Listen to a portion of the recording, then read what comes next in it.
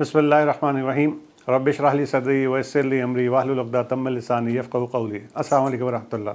मैं सलमान रशीद आपके साथ हूँ और आज का जो टॉपिक है वो फिक्स फायर सेपरेशन सिस्टम के ऊपर है। फिक्स फायर सेपरेशन जो है उसको इस्तेमाल किया जाता है आग को बुझाने के लिए, आग को कंट्रोल करने के लिए, और कुछ केसेस में जो इंटायर एरिया होता है उसमें फायर को स्प्रेड होने से रोकने के लिए इसको यूज़ किया जाता है। फिक्स फायर सेपरेशन सिस्टम जो है वो उसके अंदर बहुत ही बड़ी वैरायटी है एप्लीकेशंस की, और different type of separation systems हैं और उनकी डिफरेंट एप्लीकेशंस हैं। अब फिक्स फायर सेपरेशन सिस्टम में कौन कौन से सिस्टम शामिल हैं इसके ऊपर बात करते हैं। जो पहला सिस्टम है वो वाटर सेपरेशन सिस्टम है, उसके बाद फोम फायर सेपरेशन सिस्टम है, उसके बाद केमिकल एक्सटिंग्विशिंग एजेंट्स हैं, और उसके बाद गैसियस एजेंट्स हैं। वाटर सेपरेशन सिस्टम की अगर हम बात करते हैं तो इसमें भी दो सिस्टम हैं। पहले को हम कहते हैं स्प्रिंकलर सिस्टम और दूसरा जो है वाटर मिस्ट सिस्टम है। स्प्रिंकलर सिस्टम के अंदर भी दो पार्ट्स हैं, एक को हम ड्राई पाइप स्प्रिंकलर कहते हैं और एक को हम वेट पाइप स्प्रिंकलर कहते हैं।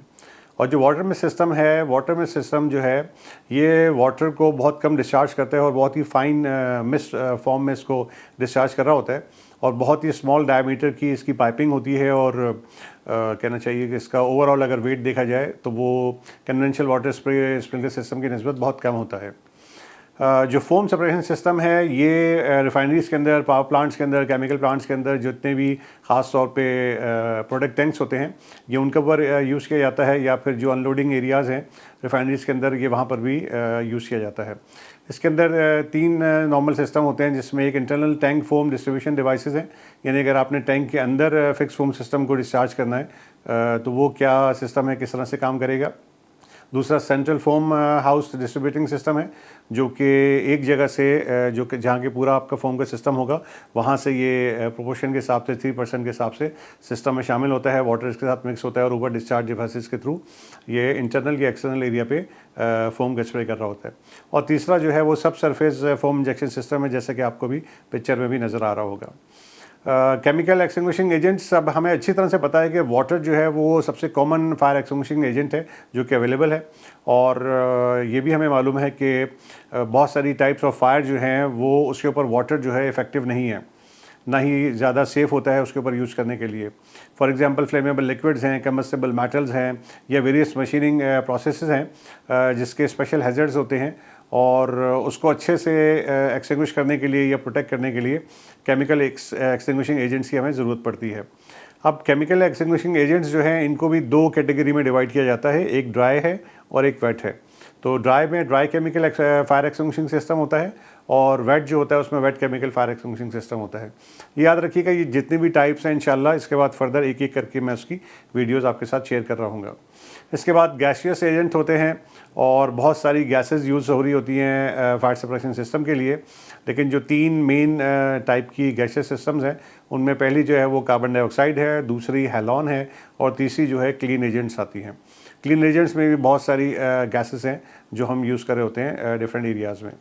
इसको अगर हम थोड़ा सा क्लीन एजेंट्स को ले लें जो कि जिसकी डिटेल हमें हेलोकार्बन्स की है, क्योंकि क्लीन एजेंट्स जो है इसको भी टू केमिकल ग्रुप्स में डिवाइड किया जाता है।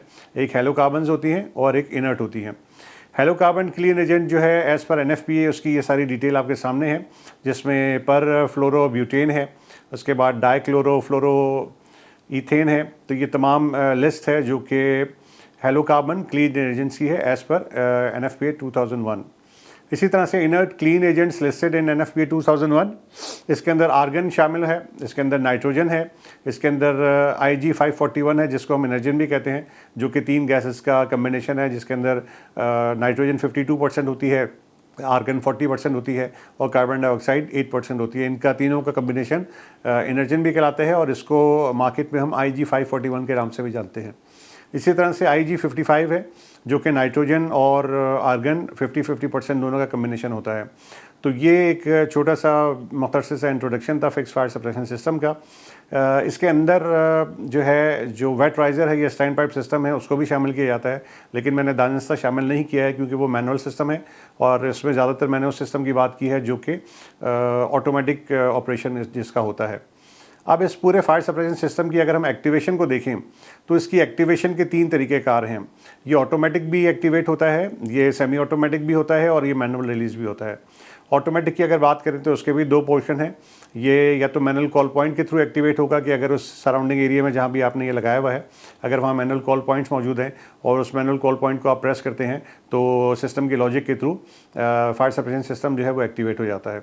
इसी तरह से स्मोक डिटेक्टर, हीट डिटेक्टर या फ्लेम डिटेक्टर एरिया में मौजूद हैं और अगर आपने उसके साथ इसकी कहना चाहिए इसको सिंक किया हुआ है तो जैसे ही ये डिटेक्टर एक्टिवेट होते हैं फायर सप्रेशन सिस्टम एक्टिवेट हो जाता है।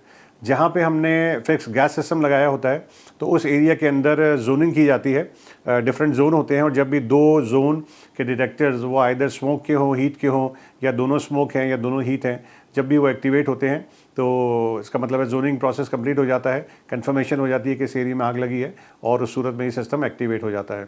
इसके बाद सेमी ऑटोमेटिक है। इसमें क्या होता है कि अगर कंट्रोल रूम आपका मौजूद है और कंट्रोल रूम के अंदर ये सिस्टम मौजूद होता है जो आपका फिक्स सप्रेशन सिस्टम है उसका एक एक्टिवेशन का प्रोसेस जो है वो कंट्रोल रूम के अंदर भी होता है और उसके स्विचेस को जैसे ही आप ऑटो पे करते हैं ये ऑटोमेटिकली सिस्टम रिलीज़ हो जाता है। और मैनुअल रिलीज़ जहाँ जहाँ डेल्यूज है, स्प्रिंकलर है या फिक्स सिस्टम है वहाँ पे भी मैनुअल रिलीज़ का ऑप्शन होता है कि अगर ऑटोमेटिक सिस्टम ने काम नहीं किया किसी भी वजह से तो मैनुअली आप इस सिस्टम को वहाँ से रिलीज़ कर सकते हैं। तो ये तीनों सिस्टम ऑटोमेटिक, सेमी ऑटोमेटिक और मैनुअल के थ्रू हम इन सिस्टम्स को एक्टिवेट कर लेते हैं। अब अगर ज़रा इसको रिकैप कर लें हम तो आज जो हमने समझने की कोशिश की है कि फिक्स फायर सप्रेशन सिस्टम क्या होता है, फिक्स फायर सप्रेशन सिस्टम की टाइप्स कितनी हैं और फिक्स फायर सप्रेशन सिस्टम को एक्टिवेट हम किस तरह से करते हैं।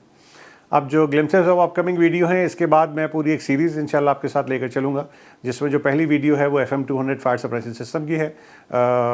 FM200 फायर सप्रेशन सिस्टम किस तरह से काम करता है, आग को किस तरह से बुझाता है और FM200 फायर सिस्टम जो है इसकी कहना चाहिए कि हम किस तरह से इसको यूज़ कर रहे होते हैं एरिया के अंदर और इसका एक कंपैरिजन है बाकी गैसेस के साथ। अगर आप FM200 को लगाएंगे तो कितने सिलेंडर यूज़ होंगे, CO2 को, हेलॉन को या एनर्जिन को हम लगाएंगे तो कितने सिलेंडर यूज़ होंगे, ये एक कंपैरिजन भी छोटा सा है जो इस अपकमिंग वीडियो में मैं आपके साथ शेयर कर रहा हूँ। सो होप कि आपकी कुछ मालूमात मैं बढ़ा पाया हूँगा। तो इसको अपने दोस्तों तक पहुँचाइए। अपना बहुत सारा ख्याल रखिए। Thank you very much. अल्लाह हाफ़िज़।